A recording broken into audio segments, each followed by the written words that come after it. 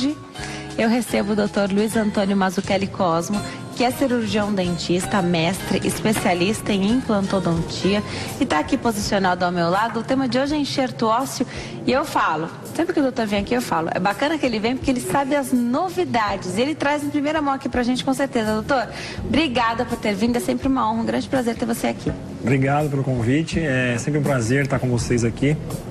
Eu não canso de repetir, né?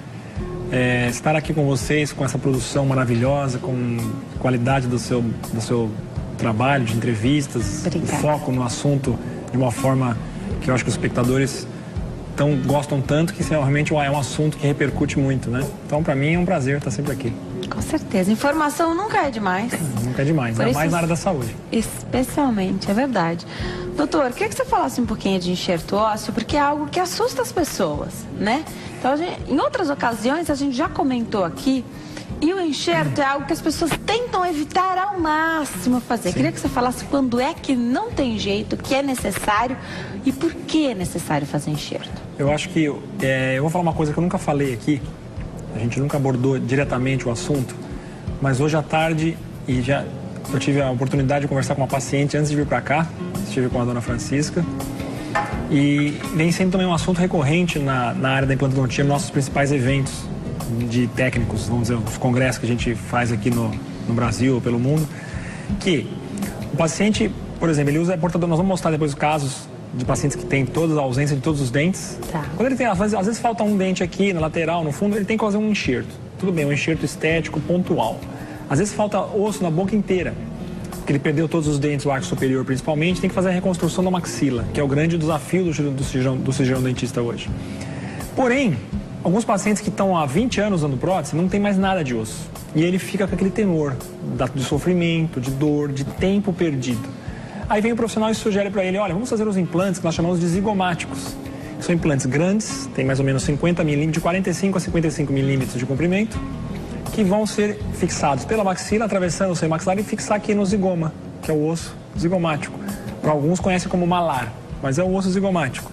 Então ele fica com 7, 8 milímetros de implante preso nesse zigoma, com um braço de alavanca de 40 milímetros. Então, eles são usados um de cada lado, com mais 4 na frente. Agora, deveria ser, e a tendência é que seja, via de regra, tentar-se o enxerto primeiro.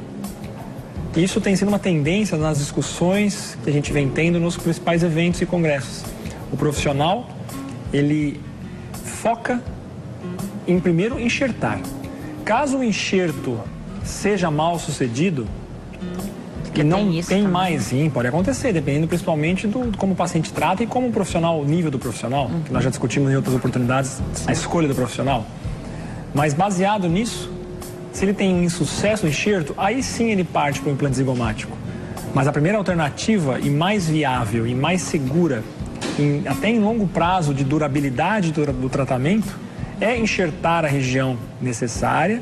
Após isso, instala-se os implantes, 6 meses mais ou menos depois, e depois desses 4, 5, 6 meses faz-se a reabilitação sobre os implantes. Como eu enxerto isso? Com vários tipos de material. Nós temos o osso autógeno, que é o osso do próprio paciente, temos o osso homógeno, o halógeno, que é o osso de indivíduos de outras espécies, que pode ser liofilizado, esterilizado ou até fresco congelado. São várias formas de obter. E o osso sintético. Hoje nós temos mais de 70, 80 biomateriais que são destinados a enxertia óssea.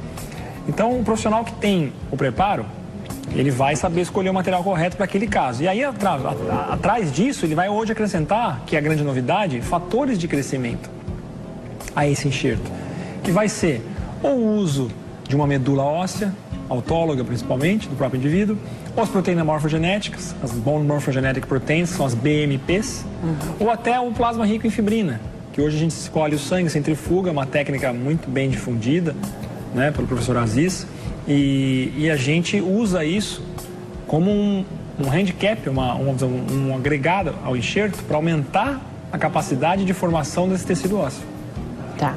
São várias as possibilidades e tudo isso é conversado, né? Sim. Agora, o que você falou aqui no comecinho, então tentar fugir do enxerto não é a melhor opção, né?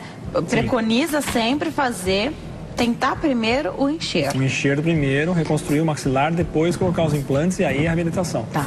na prótese. Doutor, não existe nada que faça o dente... Então, o dente, quando ele falta, né? Então, você perde o dente. A gente já aprendeu aqui no consultório do doutor que quando perde o dente tem que colocar um implante. Tem que substituir. Porque perde osso. Não tem nada que faça não perder osso. Tem. A princípio tem. Se você vai fazer uma extração dentária de uma área que tem uma quantidade óssea suficiente, você vai fazer uma osteopromoção, que nós chamamos. Que é o quê? Extrai o dente e põe uma membrana. A membrana é um material que vai servir como uma barreira. Porque quando você extrai o dente e não põe nada, o epitélio, que é a gengiva, ela faz, vamos imaginar, isso aqui para dentro da cavidade. Ela faz uma corrida com o osso, entre aspas. Só que igual você apostar corrida, a raposa e a tartaruga, o osso, até ele crescer e ocupar o alvéolo, o buraco que a raiz deixou, o tecido vem e a carpeta. A gengiva, eu costumo dizer sempre, que é o carpete do osso. O osso está aqui, a gengiva está 3, 4 milímetros sempre acima, quando você tem saúde. Então arrancou o dente no buraco. Foi o alvéolo, que é o buraco, que as pessoas falam, aquele buraco que fica do dente chama-se alvéolo. O epitélio vai correr para dentro e já vai acarpetar, entre aspas, vai epitelizar aquele alvéolo, né? Então, quando você põe essa membrana, que é uma barreira, pode ser de teflon, politetrafluoretileno expandido, pode ser de colágeno, tem vários materiais, pode ser de titânio. Você põe a membrana ali e fecha com o ponto, com a sutura, e deixa ali pelo menos 21 dias ali, um mês, 2 meses, ela não deixa o tecido invadir. Aí o osso vem e você não perde o osso. Por que eu perguntei isso? Porque às vezes, perder um dente, às vezes você não consegue repor ele Sim, você não consegue fazer a cirurgia no mesmo ato, por alguma razão. Por qualquer então, motivo. A membrana e o próprio... Às vezes você pode até associar a membrana a um biomaterial, um pozinho de osso, já junto, e fazer uma regeneração óssea guiada, que a gente chama. Legal, né? Porque às vezes já com o biomaterial. Aí passa a ser um enxerto. A regeneração óssea guiada é só a membrana. Quando você põe o osso junto, você faz uma ROG, uma regeneração óssea guiada.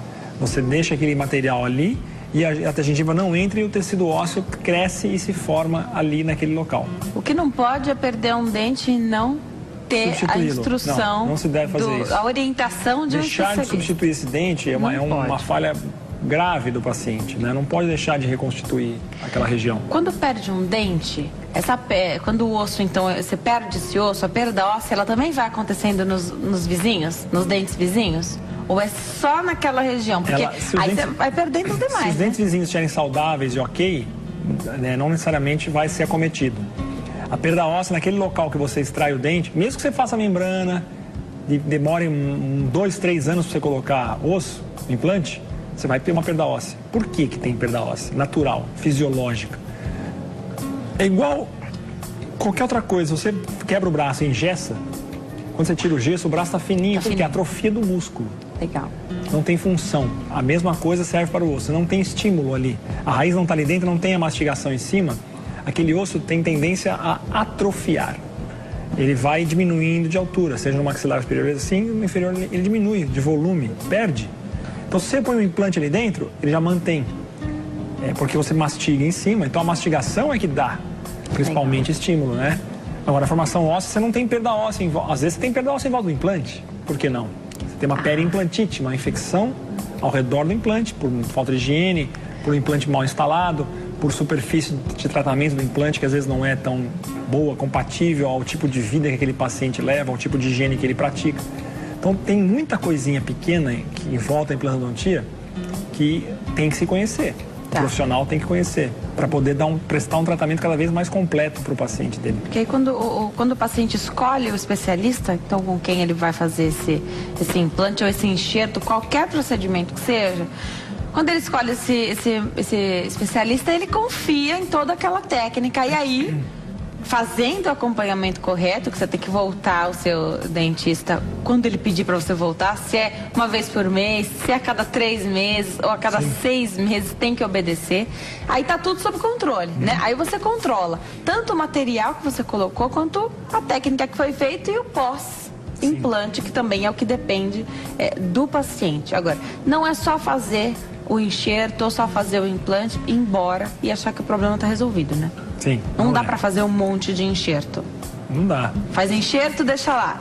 Não, aí, na hora de colocar o implante, esquece. Perdeu. Não pode. A gente tem que ficar em cima, né? O paciente tem que voltar. Tá. Eu costumo fazer o controle mensal. Legal. O enxerto feito, vamos supor, em julho, eu controlo ele em agosto, controlo ele em setembro, em outubro, em novembro, em dezembro, vamos colocar os implantes. Isso é quando libera para colocar, já tem que colocar. Tem que colocar, porque você vai perdendo. Depois de 6 meses, dependendo do tipo de biomaterial que você usa, você começa a ter uma perda óssea do próprio enxerto, porque ele não tem atividade rolando ali, não tem um implante colocado, introduzido no osso, ele vai perder igual ele perdeu anteriormente. Então, isso é uma coisa que o profissional tem que saber. Eu tinha uma paciente, é bem clássico isso, ela fez uma cirurgia de crista ilíaca, tirou o osso da bacia. Para fazer o enxerto. Levou, esperou 1 ano.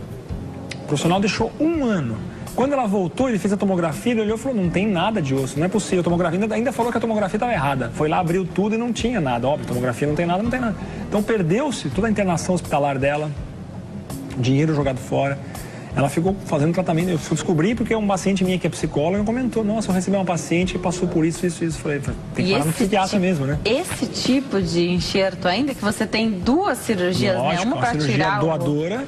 E a pessoa manca. Eu hoje não faço mais extração de osso do quadril. Tá, tudo então, sintético, pronto. O paciente faz uma cirurgia só. Essa é a sua preferência, então? Não tirar o osso da própria pessoa? A preferência hoje não há necessidade mais. Tá. É seguro? Muito seguro. Você falou de várias opções aí. Sim, é seguro. Todas as opções são seguras? Biomateriais, principalmente que são estéreis, que são esterilizados, que têm orelha liofilizada ou sintéticos, são mais seguros. Existe o osso fresco congelado, que é o transplante ósseo, que teoricamente ele não passa por processo, ele não passa por processo de esterilização. Teoricamente ele pode ter mais risco, falo teoricamente porque na prática a gente não observa isso. É um osso que, vamos imaginar, eu sou doador, eu vim a óbito, eu vou doar meu coração, meu fígado, o que tiver de órgão bom em condições, eu vou doar tudo isso, inclusive o meu tecido ósseo. Então, e o osso é o último órgão a ser doado. Então ele fica, o coração é de um dia para o outro, o fígado é de um dia para o outro, porque são órgãos muito vascularizados, o osso não.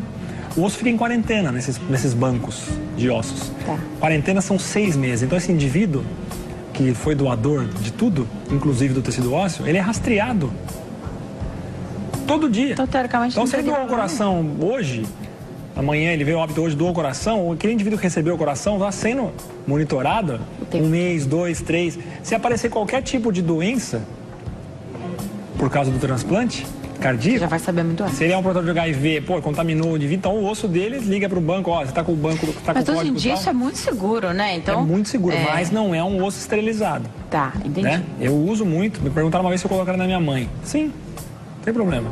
Faria um enxerto ósseo. Essa pergunta pega bem no coração, né? Bem. Sim, faria também, não há problema. Nem sempre eu indico. Depende do caso. Tem casos que ele é muito pertinente, é ótimo que a gente use. Tem casos que você tem que ter mais ressalvas. Então é assim que a coisa funciona. Doutor, eu trouxe fotos aqui para mostrar. Já ele mostra. Eu vou atender uma telespectadora primeiro que está na linha. Conversar com a Maria aqui de São Paulo. Oi, Maria, tudo bem? Boa tarde. Boa tarde. Tudo bem com você? Tudo bem. Adoro o seu programa. Obrigada, Maria. É um prazer ter a sua companhia todas as tardes, viu? Obrigada. Fica à vontade para tirar sua dúvida. Tá ok. Pode perguntar. Doutor, eu tenho próstata há muitos anos. Eu tenho 58 anos. Então, desde de jovem que eu já tenho.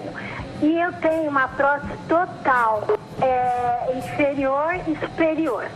E na parte superior tem 1 ano e meio que eu troquei novamente essa prótese. E depois que eu troquei, aí como ela era nova, ela foi nasceu uma carne esponjosa, que ficou machucando, aí ia e revia, a dentista falava pra mim, olha, você vai tentando acostumar e tudo. E ficou, mas só que depois ficou essa carne esponjosa, assim, quase que assim na frente. E isso me incomoda. E não saiu mais. Na gengiva, na frente, gengiva, hein? Na gengiva. Deve ter, normalmente isso aí, Maria, eu já entendi. De cima mesmo, assim. Tá, Maria, obrigada pela sua pergunta, viu? Um abraço pra você. Doutor. Isso aí, Maria, normalmente a prótese, quando ela tem algum problema de adaptação, ela faz, parece uma franja, eu acho, essa carne esponjosa que ela se refere, fica ali um excesso e machuca. Faz formar até tipo um queloide gengival, não é bem um queloide igual de pele, mas ela acaba machucando. Então, o que acontece? O problema é com a prótese. Tem que ser revisto. Tem que ser ou substituído ou até partir para o próprio implante. Parar com esse negócio de prótese e ficar ali prendendo em gengiva. Isso acontece mais com a prótese? Pode acontecer. nova? A prótese dentadura que ela está usando, muito tempo, a mesma prótese. Então, assim, substitua a prótese. A primeira coisa é substituir uma prótese mais justinha. E se ela continuar machucando, ela vai formar essa carne esponjosa que você se refere aí, que seria mais ou menos uma hiperplasia gengival, o nome correto técnico. É uma hiperplasia, está formando mais tecido do que originariamente deveria ter, né? Tá. Essa formação tecidual, ela avança de uma forma que parece uma franja, às vezes. Fica assim por cima da prótese. Fica assim parece uma franja, igual o cabelo, uma franja de tecido, de gengiva mesmo. Um negócio super estranho. Então, às vezes tem que remover cirurgicamente. E aí, remove toda essa hiperplasia e faz-se uma prótese nova. É uma alternativa boa. Ou parte para o próprio implante. Aí evita essa coisa de pressão de prótese. Porque isso aí forma essa carne esponjosa, Maria, pela dentadura. Tá. Mais ou menos isso. A dentadura, então, a famosa dentadura, Prótese total, né? que ela falou, é a dentadura, a velha e boa dentadura. Hoje tem caído muito, né? Sim. As pessoas não procuram mais qualidade de vida. Claro que tem a parte estética, mas a gente sabe que a dentadura não dá o conforto e a segurança que as pessoas merecem, né? Precisam e merecem, claro. Sim. E aí a grande pergunta que as pessoas fazem, especialmente quando já deixaram passar muito tempo, já usaram essa dentadura há muitos anos, é se elas perderam o osso e se daria então para fazer com o mínimo de implantes uma prótese total fixa, doutor? Sim. É o que acontece muito, isso comigo, essa procura na minha clínica acontece muito. O paciente tem um mínimo de osso para fazer uma prótese total parafusada fixa, não importa onde você coloca o implante. Desde que não fique muito para perto do céu da boca, vamos assim, para o pessoal de casa entender. Aí senão a pessoa fica com a prótese grossa e ela vai começar a falar assim. Porque a prótese invade muito o céu da boca dela, ela fala dessa forma, com a língua presa. Entendi. Né? Então é uma sensação ruim, não é legal. Então o que a gente tem que fazer? Fazer uma prótese com uma guia cirúrgica, posicionar a guia corretamente, saber onde os implantes vão estabilizar e aí executar, né? De uma forma bem tranquila. Agora, eu coloco às vezes, muitas vezes 4, 5 implantes sem enxerto nenhum. Legal. Se existe um mínimo remanescente, eu aproveito. Então dá para fugir. Você segura o que está lá, Segura né? o que está lá, faz os implantes e aí coloca a prótese. Você é a favor ou dá para fazer a famosa carga imediata? Eu sou a favor. A carga imediata ela é muito bem indicada, mas aí ela tem a condição. Isso é uma coisa legal para a gente falar um pouquinho mais, tomar um pouquinho mais de tempo. Hoje de manhã, por exemplo, um paciente esteve comigo lá e falou assim: tá demorando, isso aqui já está no 2º mês, né, doutor? Por que eu vejo essas clínicas anunciando na televisão, em outros canais, não trabalhos como o seu aqui, institucional, com perguntas inteligentes, não. Simplesmente a pessoa chega lá, algum profissional da clínica fala um monte de coisa, implante em 1 hora, implante em 4 dias, 1 semana, vem até nós. O que eu acho, primeiro, é que é uma coisa super antiético. O CRO está sempre policiando essa turma de uma forma que até não consegue. Foi assim com o Imbra e assim continua sendo com outras clínicas que vendem isso de uma forma como se fosse uma clínica de estética facial, que venha fazer sua massagem ou venha comprar seu sapato. Então, assim, eu já condeno, mas se não sou eu a entidade reguladora, não estou aqui para ficar policiando o problema dos outros. O que acontece é que eles fazem muitas vezes anúncios de uma forma como se fosse geral. Venha fazer sua carga imediata, sai daqui com um dente, como se fosse uma coisa igual você ir lá e comprar o seu carro. E não é assim. Se você não tem uma estrutura óssea remanescente de pelo menos em espessura 4 milímetros, 5 milímetros, você não consegue colocar e 10, 11, 15 de altura óssea, né? O osso é tridimensional, altura e espessura. Você não tem essa espessura que eu acabei de dizer e a altura que eu acabei de dizer, você não consegue colocar carga imediata. Não adianta. Por que acontece? Você pode até arriscar, mas você pode ter problema de estabilidade em médio e curto prazo e perder esses implantes. Então, a carga, ou depende do tipo ósseo também. Segundo fator, qual o tipo de osso desse paciente?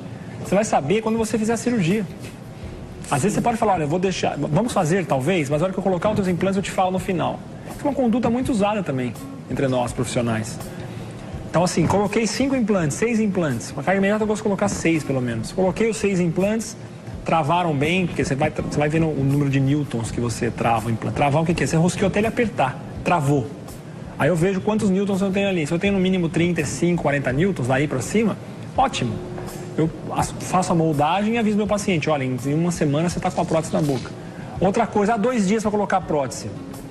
Não se convém, porque a gengiva está toda, o tecido gengival, tá, a mucosa, vamos dizer, ela é resiliente. Ela vai enxugar, ela vai secar mais, para o pessoal entender de casa. Ela não vai ficar aquele inchaço que ela tem no dia seguinte. Então, você faz a moldagem, ali que você vai experimentar os dentes, aquela gengiva está inchada. Quando aquilo desincha, você terminou a prótese, fica um espaço enorme. Passa uma mão ali dentro. Então, você tem que deixar a gengiva cicatrizar bem. Aí sim, você vai lá e instala a prótese. Tem um trabalho de um colega, do Dr. Sérgio, que mostra que a carga imediata pode ser instalada até 14 dias depois. Então, não precisa correr e fazer. O cara já esperou 20 anos. Sem Mas ele dente. sai de lá o quê? Sem dente? Com a prótese provisória, muitas vezes. Sai com a provisória. Quase sempre eu deixo com provisória. Essa é a grande... Fica mais uma semana. Isso, essa é a grande dúvida das pessoas. Mas é isso que eu fico até às vezes irritado, não com o paciente, irritado com a forma banalizada que se divulga a carga imediata. É maravilhoso colocar a carga imediata, eu adoro. Mas eu não vou ser irresponsável de colocar rápido para um paciente porque ele está querendo. Eu faço o que o paciente quer de planejamento, às vezes, se for ao meu acordo. Se eu não tiver de acordo, eu não vou fazer o que o paciente quer. Porque quem vai responder depois, se responsabilizar, sou eu. É claro que eu sou democrático, eu sou super... Meus pacientes que me assistem sabem que eu estou falando a verdade. Eu deixo, olha, vamos fazer assim? Olha, tá bom para mim. Então, ok, eu escuto, ouço a opinião. Quando dá, eu faço daquele jeito que ele quer. Mas não adianta eu querer empurrar uma carga imediata porque o indivíduo quer. Então a carga imediata é muito bem indicada, fazendo um resumão, é muito bem indicada quando você tem uma estrutura óssea remanescente e vai do critério profissional de quando ele estabiliza os implantes naquele momento para saber se ela é plenamente executável ou não. Tem pergunta aqui no Facebook, Marcondes Marra Filho. Ele pergunta sobre a idade para se fazer o enxerto ósseo. Tem idade limite, doutor? E você já operou, já fez um enxerto em paciente jovem? Jovem ou mais velho? Jovem, porque a gente acha que vai na contramão, né? O paciente jovem, a gente espera que ele perca menos osso do que o paciente idoso. Seria isso? Fala de novo. Então, a pergunta do Marcondes Marra Filho é sobre a idade. Se tem limite de idade, então, de mais velho para se fazer? E aí minha pergunta é se você já operou alguém muito jovem que perdeu osso. Já operei as 2 situações, Marcondes. Eu já operei pacientes com 18, 19 anos que já pararam de crescer, principalmente, né? Parou, já cessou o crescimento, você principalmente. Precisa disso, é melhor. Né? É indicado, principalmente para uma reconstrução óssea ou para um enxerto e para um implante. E o paciente mais velho, o paciente novo, lógico, ele tem uma formação óssea muito melhor, é muito mais previsível, o prognóstico mais favorável, mas normalmente ele perde o dente ou por fratura. E se for por um problema periodontal muito jovem, aí é mais agressiva a doença periodontal. Então tem que ver o motivo da perda óssea desse cara. E a segunda coisa é, mais velhos. Paciente, depois, o máximo que eu operei de idade foi 92 anos, seu Antônio. Eu coloquei 4 implantes nele e integrou bem. O procedimento de enxerto já passa a ser um pouco mais, tem que avaliar mais. Tá. Você tem que avaliar o estado de saúde desse paciente. Se ele é diabético, se ele não é, se ele porta alguma patologia de base importante, para ver se ele vai ter uma boa cicatrização, se ele tem algum problema imunológico que vai fazer ele fazer o reparo, porque aí depende da formação do osso. O implante normalmente vai bem. Se o paciente mais de 92 anos, se operar implante também é difícil, né? Normalmente ele já resolveu o problema dele antes. Sim. Mas se precisar, tiver condição física, você opera. Tá. Vai depender do estado geral dele. Para o enxerto, você precisa... É uma cirurgia, enxerto, né? Eu nunca operei pacientes com mais de 82, 83 anos para enxerto. Tá. Mas também funciona. Tá. Tem paciente de 81, 82, bem enxertados. Tranquilo. Perfeito. Só que você precisa... Usei fatores de crescimento junto. O que é o fator? A proteína morfogenética que eu falei no começo. Proteína morfogenética. Ou plasma-riquifibrina, que é para turbinar, vamos dizer assim, a minha formação óssea. Plenamente concebível, sem problema nenhum. Tá. Aí você precisa de um ok, muitas vezes... dos filho, médicos sim, dos médicos também, que acompanham esse paciente, né? De repente ele tem associado aí uma obesidade, uma hipertensão, diabetes. Como é que faz? Então, você tem que obrigatoriamente saber o quadro que esse paciente enfrenta, né? O paciente enfrenta e em cima disso você traçar o seu planejamento. Se é um paciente diabético, se ele está diabético, então eu sei que ele vai ter um problema, talvez um retardo cicatricial, ou se ele está compensado ou não está, como é que está a glicose dele. Eu tenho que ter conhecimento de todos esses fatores. Se é um paciente com Parkinson, por exemplo, portador da doença de Parkinson, não consegue nem escovar o dente, como é que você vai colocar implantes nesse paciente? Ah, mas ele está acompanhado da enfermeira 24 horas. Ótimo, ela escova o dente dele, perfeito, podemos fazer, vai melhorar a qualidade mastigatória dele, maravilha. Tá. Então, isso tudo, as doenças sistêmicas, elas vão junto. Eu tenho que saber tudo isso aí, tem que saber aval do médico. Por exemplo, pacientes cardíacos, cardiopatas, que tomam aspirina ou tomam anticoagulantes, tipo Marevan, Canaquion e por aí afora. Esse cara, normalmente eu tenho que suspender a medicação dele às vezes 3 dias antes. Ah, mas doutor, meu médico falou que eu não posso suspender meio período. Eu já operei, já conversei com o médico pelo telefone, ele me disse, olha, pode fazer a cirurgia, desde que você haja de forma mais rápida, não faça todos os dentes de uma vez, traia 1, 2, faça M mandíbula, M maxila. Então a gente vai assim, então tudo vai da experiência, vai do que você vai fazer, da necessidade clínica que o paciente apresenta. Tudo isso é planejamento, chama-se planejamento. Implante é fundamental ser bem planejado. Tá. Vou dar uma paradinha no nosso bate-papo para dar um recado para você que está em casa sobre saúde também. Prevenção é a palavra-chave, tudo que estiver ao nosso alcance.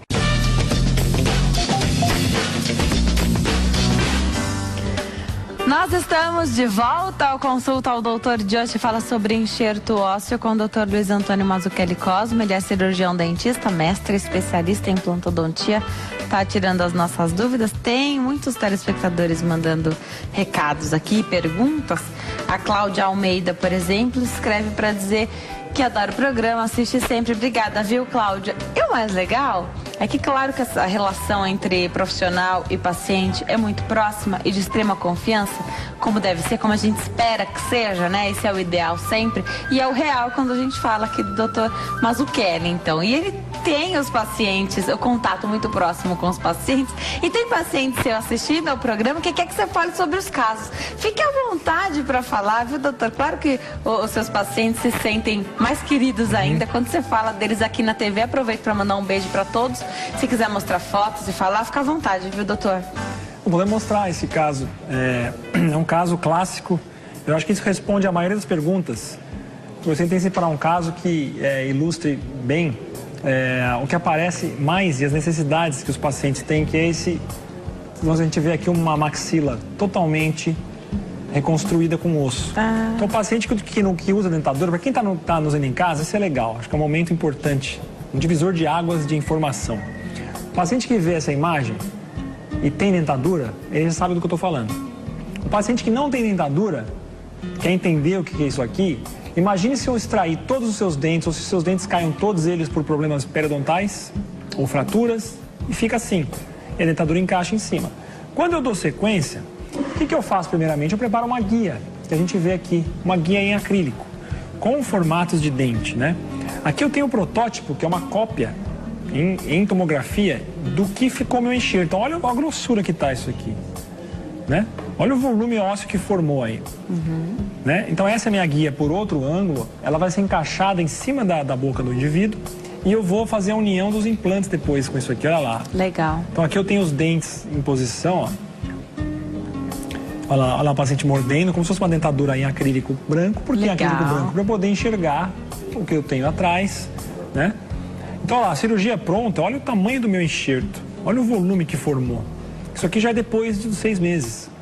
Então, ganhou-se muito osso nessa região. Lembrando que esse paciente, ele pode ter um provisório aí na boca, né? Uma dentadura provisória. Olha lá, os parafusos, tá vendo? O enxerto é fixado por parafusos. Tá? Então, caso de sucesso absoluto, olha lá, coloquei os implantes, né? 6 implantes, meia dúzia, 3 e 3, e vou para carga imediata. Isso é um caso de carga imediata. Então, eu faço o que depois? Eu prendo os transferentes, que vou fazer uma molde já, né? Vou fechar a minha gengiva lá, tô costurando de volta, e vou fazer a moldagem disso, já com material de moldagem, dando sequência já a carga rápida. Legal. Olha lá. Então eu peguei aquela, agora eu prendi com uma resina especial, uni todos os meus pilares, esses meus postes, vou pegar aquela minha guia e vou unir ela ao acrílico vermelho. Excelente. E vou tirar tudo isso como um bloco inteiro assim, né? Vai sair tudo, eu vou desparafusar nesses orifícios aqui. Eu vou desparafusar essas peças e vou remover tudo isso aqui junto, olha lá. Isso vai te dar o quê?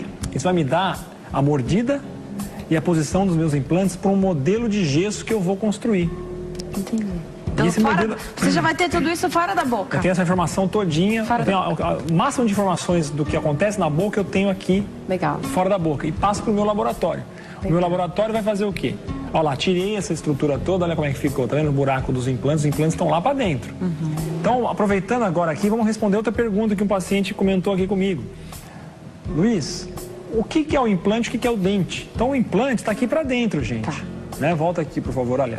Está aqui para dentro, ó. Dentro desse orifício aqui, tá meu implante, está dentro do osso. E daqui para fora vem o dente, tá? Então, o implante não é o dela, olha aí o dente para então, ó, esses orifícios que vocês veem aqui é onde eu vou correr com a minha chave e vou apertar para que essa estrutura que vocês veem aqui se junte ao meu implante, né? Tá, e aí você cobre isso, olha lá, então a pessoa abre a boca. Pronto, ó, o caso pronto. Perfeito. Né? Tá vendo? Então, qual é a vantagem desse trabalho?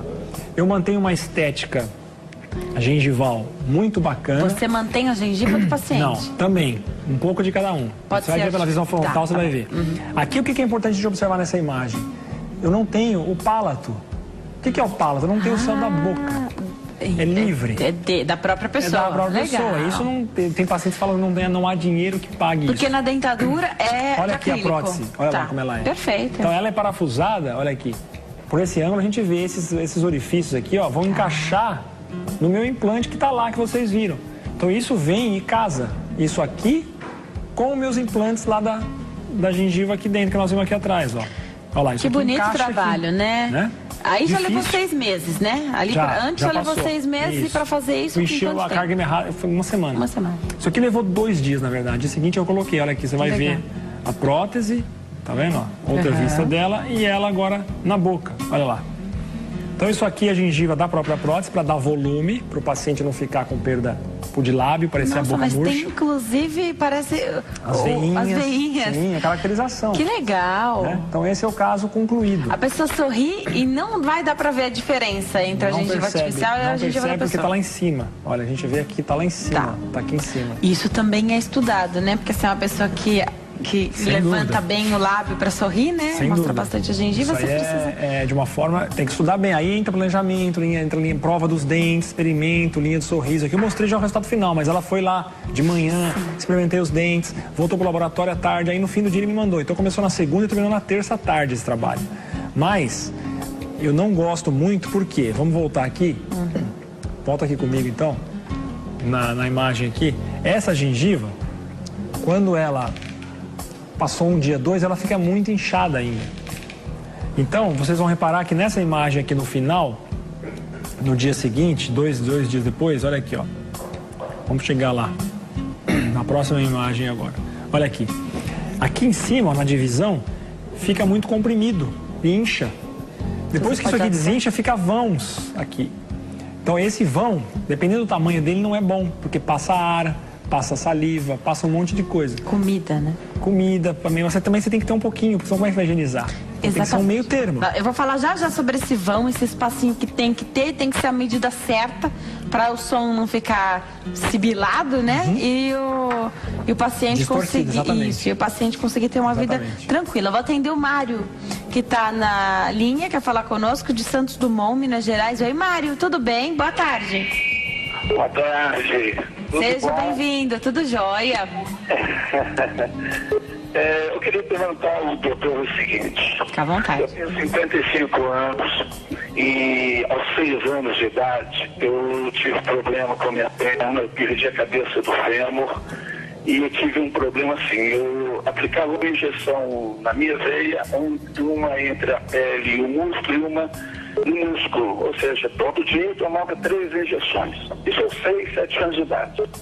Eu só fiz tratamento dentário, eu tenho trabalho de colega dele, inclusive. Eu sou apaixonado para poder ter minha dentição linda, maravilhosa, como o senhor está mostrando aí. Mas devido a esse problema de injeção, eu tenho um pânico, eu tenho um pavor de anestesia.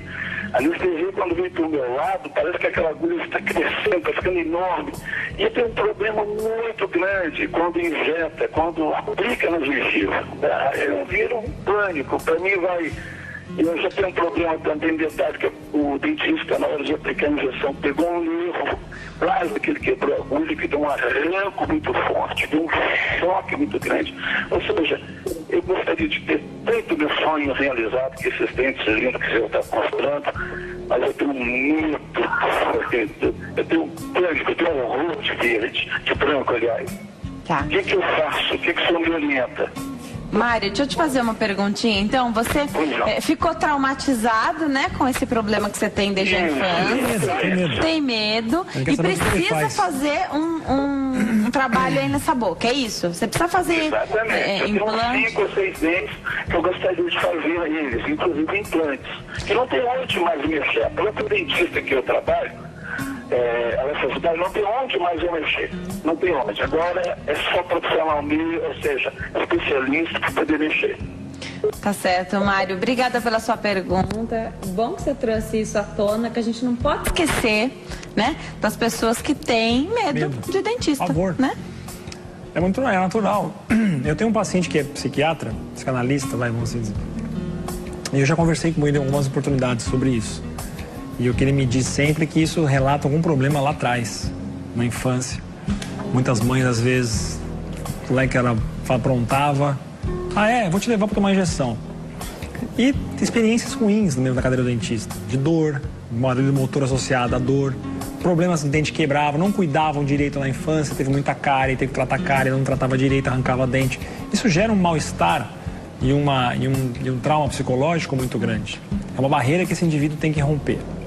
Então, feito isso, diagnosticado qual é a possível causa, tem que tratar o indivíduo. O Mário tem que se tratar. Ou então ele vai arrancar toda uma hora e vai ter que encarar. Eu não uso mais branco hoje, então já é uma vantagem, né? Eu uso jaleco, mas às vezes meu jaleco é azul. Então, assim, eu trabalho sem roupa branca. Por N motivos, de segurança até, inclusive. Não gosto que saibam que sou da área da saúde. Porque isso até atrai sequestro relâmpago, um monte de coisa assim. Umas coisas que... Infelizmente, algumas medidas que a gente tem que tomar, né? Então esse trauma ele já não precisa ter mais com a maioria. A maioria já não trabalha mais o jaleco, enfim, acaba sendo inevitável. Mas a segunda situação, que eu acho que é mais pertinente, Mário, é fazer o seu tratamento com anestesia. Eu tenho pacientes que têm pavor, eu cedo. Anestesia antes... Anestesista vem no consultório, ele senta, oxímetro, afere pressão e tal. O paciente fica prontinho para quê? Para fazer a sedação. Se é um procedimento que não é tão invasivo, na melhor cadeira, o anestesista vem, Dr. Genival, um abraço ao Dr. Genival, ele seda o indivíduo endovenoso, ele dorme. Ele não dorme anestesia geral. Tem até uma máscara. Põe o som daqui, porque a máscara não tem jeito. Não tem amar para pagar, você disse? Sim, não, o oxidroso é fraquinho. Tem que ser uma coisa mais pesada para esse tipo de procedimento. Então você faz a sedação, o paciente dorme e você faz o procedimento tranquilamente. Ele não dorme com anestesia geral. Se você não anestesiar ele local, ele vai sentir dor, ele vai reagir. Mas ele até comenta coisas, sentindo dor, dói e tal, quando fechado ali. Mas quando você acorda, que ele volta, ele fala, nossa... Não lembra de nada. Você lembra que você pediu para mim anestesiar? Não. Então ele não está anestesiado geral, não está apagado, mas ele está dormindo, ele está sedado. De qualquer forma, tem um anestesista ao lado dele. Isso, tá controlando tudo, monitorado, o equipamento e tal. Então essa é uma alternativa que eu acho bem viável para o Mário. Você vê, o Mário tem que procurar, se quiser vir até nós também, não tem problema, a gente está paciente do Brasil inteiro. Mas se eu optar por tratar aí no Rio, em Minas Gerais, qual é a opção? Procura um profissional que tenha essa capacidade de fazer a sedação. Primeiro, planejar o seu trabalho. Você pode ser planejado acordado, não tem problema nenhum. Vai ter tomografias, radiografias, modelos de estudo. E ficar tranquilo, definido, né? Por isso que é importante a escolha do profissional. Você estar seguro e confiante, a coisa vai andar. Definido isso, parte-se para a cirurgia propriamente dita. E nessa cirurgia de sedação, você apaga, ele faz o que tem que fazer, quando acordar está pronto.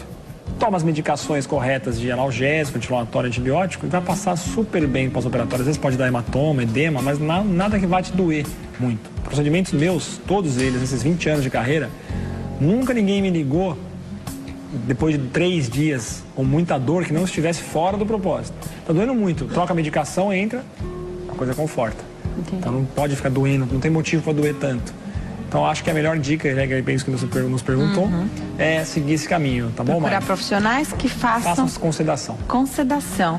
E é isso, né? Porque você precisa confiar no profissional. Primeiro você escolhe. Espero ter dado uma luz, Mário. Escolhe o profissional, você confia nele e segue firme em busca de um sorriso bonito, saudável, né? E com muita função. Não é verdade? A gente não pode perder função dos dentes. Agora, você falou da prótese, eu ia perguntar do vão, né? Do espaço que precisa ficar. Queria que você falasse sobre isso, porque tem gente que vai falar, mas tem um espaço muito grande. Tem espaço limite, então se ficar maior, o som fica distorcido, a fala do paciente fica comprometida. Queria que você falasse um pouquinho e como é feita a higienização dessa boca depois, então, de uma prótese. Pode escolher aí seu caso. Uma abertura. E aí não pode esquecer de ir ao profissional, né? Então, enquanto eu vou pegando aqui, vamos respondendo. É muito importante, não existe uma regra para esse espaço. Você tem que pensar de acordo com o teu paciente. Se o teu indivíduo, o paciente que você trata, ele tem uma dificuldade de higienização, ele comenta que ele precisa higienizar, ele tem necessidades, a falta do espaço prejudica, aquilo vem com muito resíduo, você aumenta esse vão. Eu estou procurando a imagem aqui, para quem está no caso... Esse deve ser o fim de alguma aula, né, doutor? Entender... Esse obrigado é o fim de uma aula. Entender aqui, olha só. Seu paciente de 81 anos? Então olha aqui, esse espaço que a gente está falando aqui. Que dente bonito, hein? Então. Eu que fiz. Parabéns. Esse espaço aqui, ó, às vezes ele fica mais para baixo, fica um espaço que você enxerga o outro lado. Claro que quando o lábio cai, ele cai aqui em cima. Então, quando ele sorri, mostra só isso aqui, mas quando eu levanto o lábio, eu enxergo isso aqui também. E esse espaço é fundamental, que às vezes ele esteja livre para que ele possa enfiar uma escova interdental ou até um aparelhinho de water pick, que é para fazer higienização. Já ouvi falar... Uma escova. Nos últimos 10 dias, diversos profissionais já falaram disso, que é um investimento bacana de se fazer. Custa não muito e é legal. Para você, não. Pacientes que não têm dentes, usam próteses, é legal. Para quem tem dentes, assim, a melhor coisa é o fio dental e escova de dente. Não tem outra coisa. Então, esse espaço, não existe uma regra. O legal é deixar ele justo para alguns pacientes deixam um pouco mais aberto. Se o paciente, às vezes ele fala, realmente ele vê aqui balançar. O ar balança aqui. Então é uma coisa importante para se observar também. Então não existe uma regra, vai de acordo com... E se balançar o lábio? Aí você fecha mais. Dá para fazer isso? Dá para fazer isso. Ah, legal. Você fecha quanto você quer. Vai de adaptação, então, do paciente. Por isso que eu falei, é personalizado. Legal. Se ele não se sente confortável... Você põe mais, põe menos, enfim. Legal. Tem pergunta da Juliana Neto, e aí eu vou pedir para você responder enquanto eu me posiciono para dar um recadinho. Peguem papel e caneta, vocês vão precisar. Juliana Neto faz uma pergunta muito bacana aqui. Ela tem uma dúvida. A mãe dela, de 52 anos, perdeu quase todos os dentes inferiores por doença periodontal. Ela sempre tem mobilidade, formam fístulas na gengiva, aí ela acaba perdendo o dente. Sim. Os primeiros que ela perdeu tem cerca de 20 anos. Agora ela nem consegue mais usar a prótese porque não se adapta. Nossa dentista, então a dentista dela, disse que é porque a gengiva tem uma lâmina muito baixa e não tem como segurar a prótese. Ela está muito triste e abatida com isso, e dá para entender, porque... Ela não fala. É Minas Gerais, Minas Gerais. Interior de Minas Gerais. E é realmente algo que às vezes afasta a pessoa do convívio social. Por isso que é tão importante, né? Sim. Ela está muito triste, abatida aqui na cidade onde ela mora. Então, que ela não fala qual é, só fala que é do interior. Nós não conseguimos profissionais qualificados. Elas moram no interior de Minas Gerais, como podemos fazer? O doutor já falou que ele atende pessoas do Brasil inteiro. Gente, Manaus, né? E nesse planejamento, inclusive, ele consegue fazer tudo durante o tempo que a pessoa está aqui, né? Esse caso dela é o caso clássico de carga imediata inferior, por exemplo. Porque o inferior, como eu te disse, ele tem mais osso do que o superior. Normalmente, quando você perde os dentes, sua mãe com certeza teve uma periodontite grave, né, que levou à perda dos dentes dela. E essa coisa de formar fístula é em detrimento do abscesso que se forma naquele local. E esse abscesso, ele drena, então faz a fístula. Uma vez esses dentes removidos, você vai ter a cura daquela região, tem níveis de doença periodontal. O osso vai estabilizar numa altura tal, que é o que nós precisaríamos de uma radiografia panorâmica dela. E a partir daí, planejar implantes. Se ela tiver um mínimo de altura, a gente consegue resolver o caso dela começando numa segunda para quinta-feira tá concluído. Ainda mais por ser arco inferior. Então você consegue colocar os implantes e a prótese em 4 dias. Porque o inferior ajuda muito, né? É Juliana, né, o nome dela? Isso, Juliana Neto. Então, Juliana, segunda a quinta é um prazo que daria para resolver, caso estivesse na minha mão um caso como esse. O nosso e-mail vai estar à sua disposição.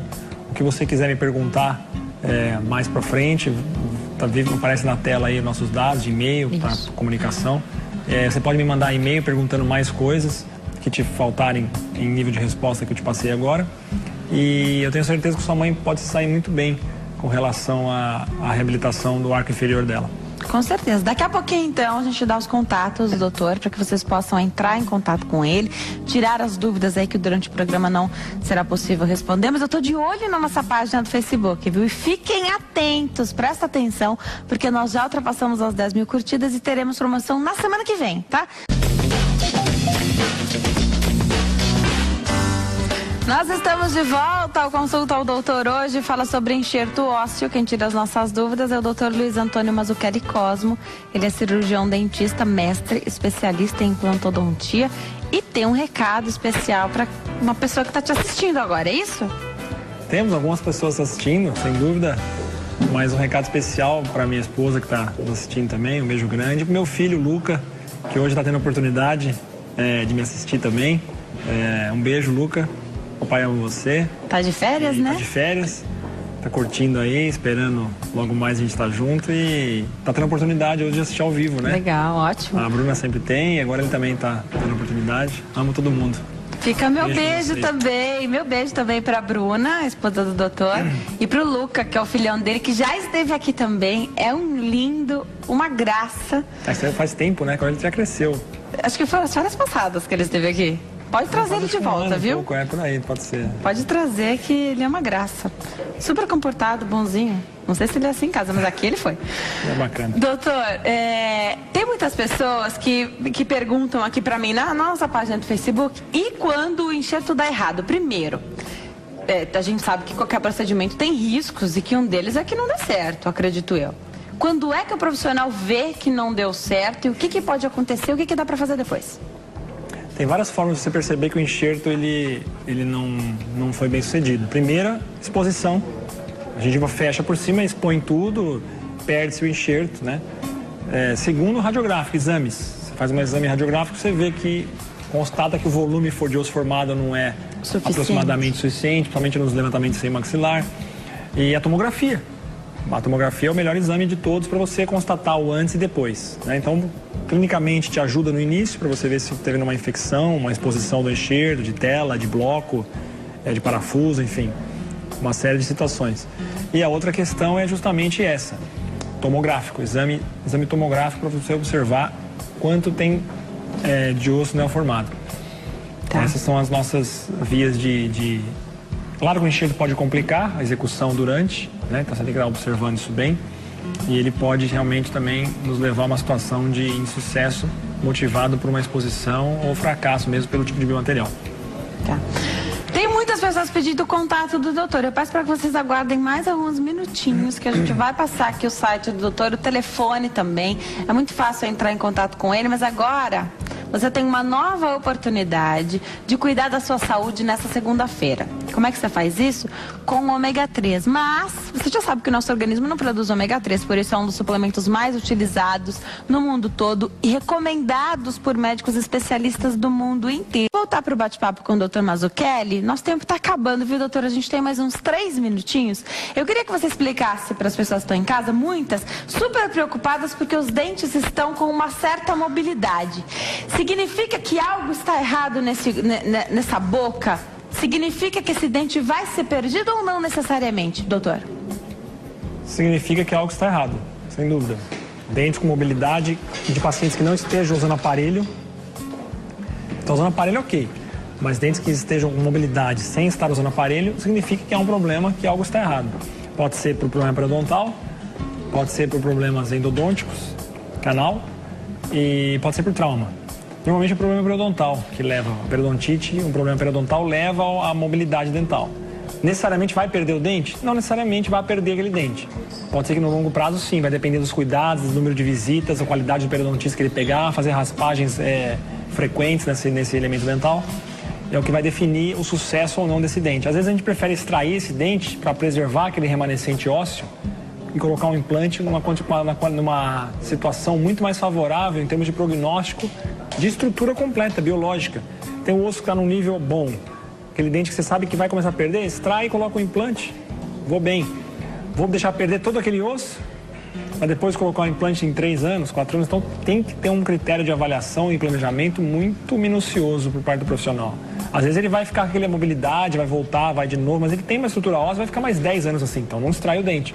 Vai caber ao profissional avaliar. Que é melhor. E não pode perder esse paciente de vista, né? Porque de repente de um ano para o outro. Ele que não pode perder o dentista de vista, né? Exatamente. Eu estava escutando, mudando um pouco de assunto, mas isso é muito engraçado. O cara estava entrevistando os capitães no programa de televisão, todos os capitães de últimas seleções aí. Aí virou o cara e falou assim: você jogou, o Robin jogou com você, né? Você jogou com o Robin no Real Madrid, né? Ele virou e falou: não. O Robin é que jogou comigo, porque ele já estava aposentado e ele era o capitão do time na época.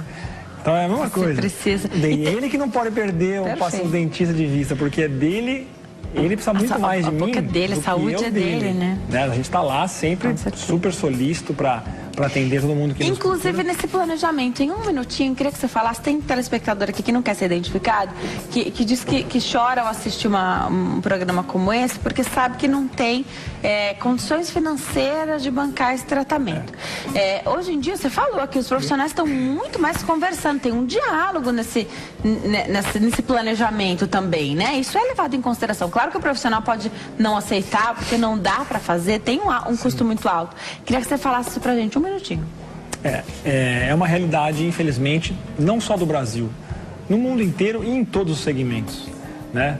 Você fala na odontologia, o cara que gostaria de fazer tratamento no futebol, ele gostaria de jogar num grande time, eu queria fazer uma plástica que eu não posso, em todos os segmentos. Então, essa é uma situação que realmente é inerente. Agora, é claro que se esse paciente às vezes procura uma ajuda, não precisa fazer aquele planejamento usando tudo em ouro, usando tudo em fazer 10 implantes. Ele pode colocar pode fazer uma variável mais econômica, melhorando a qualidade do que ele tem na boca para uma coisa melhor, economicamente mais viável e criar hoje, né, com a estabilidade que o Plano Real, que fez 20 anos agora, diga-se de passagem, parabéns para os criadores e para o próprio Plano Real, nosso país conseguiu melhorar muito, né? A inflação que não cresce tanto, você consegue hoje uma divisão, um parcelamento nesses tratamentos, de uma forma que você não conseguia 20 anos atrás, que eu também não era formado, mas eu lembro de colegas dizendo que realmente em 99 era muito complicado. Quem se interessou, então, anota aí o site que eu prometi, www.luiscosmo.com.br, Luiz com Z, www.luiscosmo.com.br. O telefone é 0 operadora 11 3262-0094. 3262-0094 são as maneiras de você entrar em contato. Tem o Fale Conosco também. Isso, no site você clica lá no Fale Conosco, o doutor responde e-mail com certeza. Eu respondo depois personalizado. Doutor, sempre um prazer te receber aqui, está sempre convidado a voltar. Obrigada por atender a nossa solicitação. Boa tarde para você. Muito obrigado, é um prazer. Vocês que não estão assistindo, vocês não sabem a estrutura que isso aqui tem atrás, a qualidade dessa produção, desse programa. Por isso que eu estou sempre aqui, porque eu trago para vocês as informações, mas sou muito bem acolhido, muito bem entrevistado e muito bem suportado por toda essa equipe maravilhosa aqui. Uma boa tarde e uma boa sorte para todo mundo amanhã, né? Com certeza. Jogo aí. Vamos ver o que vai dar. Com certeza. Obrigada, viu, doutor? Excelente tarde.